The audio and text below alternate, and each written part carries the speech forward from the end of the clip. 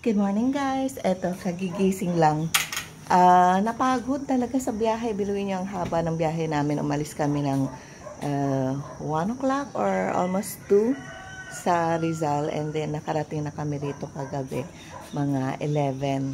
So, masarap ang tulog syempre.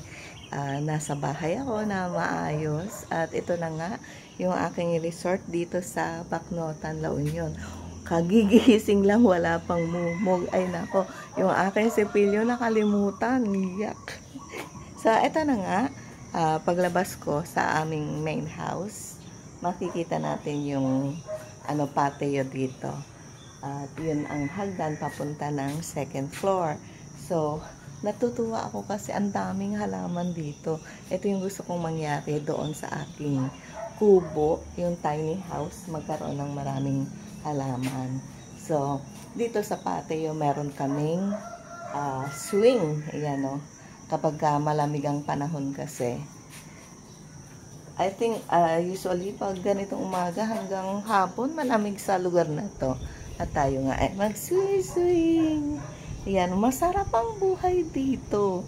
Kaya ako lumipat sa Rizal dahil yung panahon ng summer dito, hindi ko kaya yung init, lalo na malapit nga kami sa dagat, mga 3 to 5 minute walk lang ay dagat na. So yung ibinubuga niyang hangin ay mainit talaga.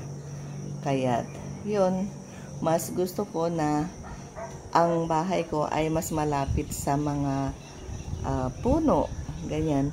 Pero dun pala sa tiny house ko, malapit naman sa lawa, sa lake.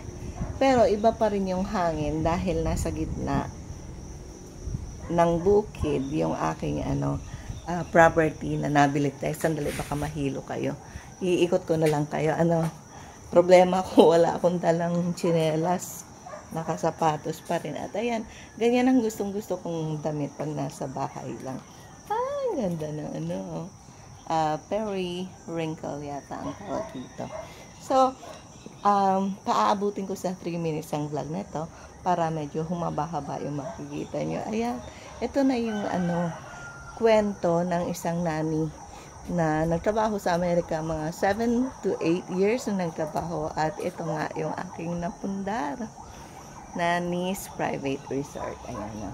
Meron tayong second floor. Mamaya tayo aakyat dahil ako nagugutom at wala kaming wala pang almusal. Hindi ko alam kung ano ang kakainin ko dito guys. Mamamalengke pa raw kami. Yan dito sa side na to meron tayong pathway papunta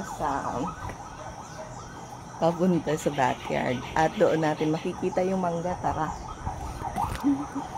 Meron kami puno ng ilang-ilang dito, kaya pagka namumulaklak,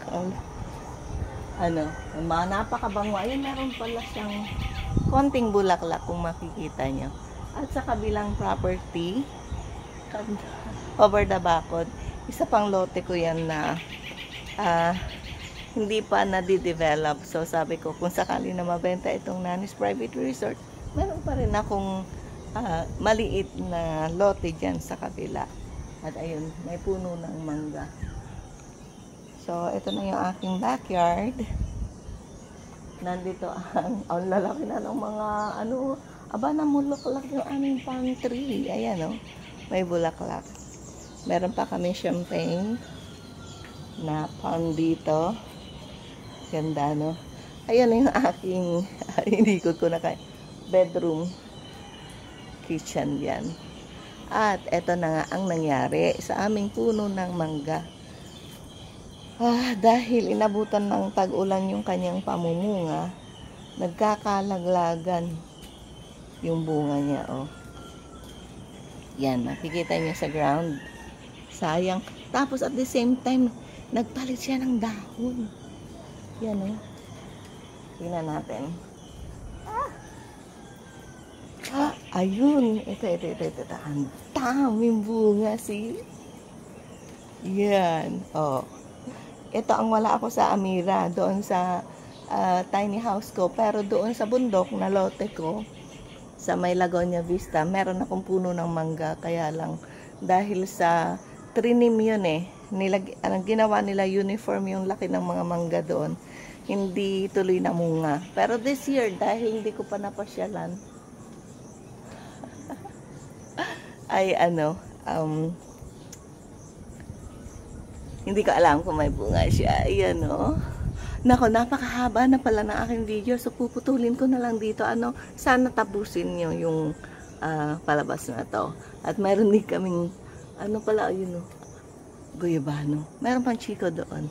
So, bye. Thank you for watching, guys. And be happy for me. Kasi after a year, nakabalik ako dito sa Bacnotan. Bakit? Dahil magkikita lang kami na anak ko na galing sa Chicago. So, bye. Thank you for watching. Kain tayo mangga. Sala for more. Puro mang to. Nag-aalala ako sa aking mga aso.